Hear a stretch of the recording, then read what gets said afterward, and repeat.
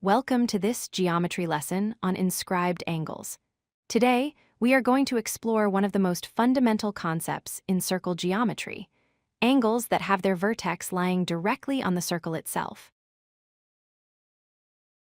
First, let's define exactly what an inscribed angle is. An inscribed angle is formed when two chords meet at a single point on the circle. As you can see in the diagram, the vertex, or the corner of the angle, sits right on the edge of the circle. The two straight lines extending from it are called chords. If the vertex was in the middle, it would be a central angle, but because it is on the edge, it is an inscribed angle. To understand how to measure these angles, we need to know about the intercepted arc. The intercepted arc is the curved part of the circle that is inside the angle. Imagine the angle is a mouth. The intercepted arc is the part of the pizza crust that fits inside that mouth. In our diagram, the red curve represents this arc. Now for the most important rule, the Inscribed Angle Theorem.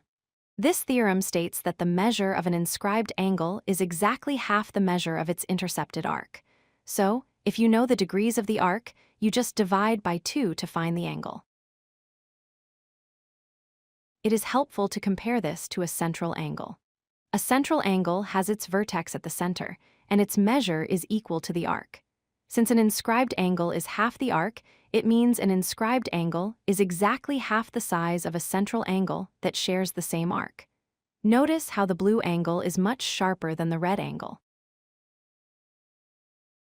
Let's try a quick problem. Suppose we are given an intercepted arc of 120 degrees, and we need to find the value of x using our rule. We simply take 120 and divide it by 2. Therefore, x equals 60 degrees. This theorem leads to a very interesting property.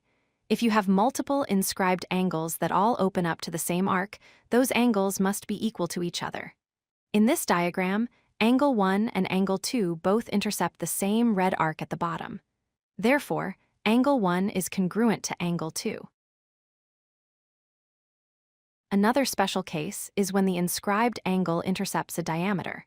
This effectively means the angle opens up to a semicircle, which is 180 degrees. Since half of 180 is 90, any angle inscribed in a semicircle is always a right angle. To wrap up, remember these 3 key points. First, an inscribed angle has its vertex on the circle. Second, its measure is half the intercepted arc. And third, angles subtended by the same arc are equal, and an angle in a semicircle is 90 degrees. Thanks for watching.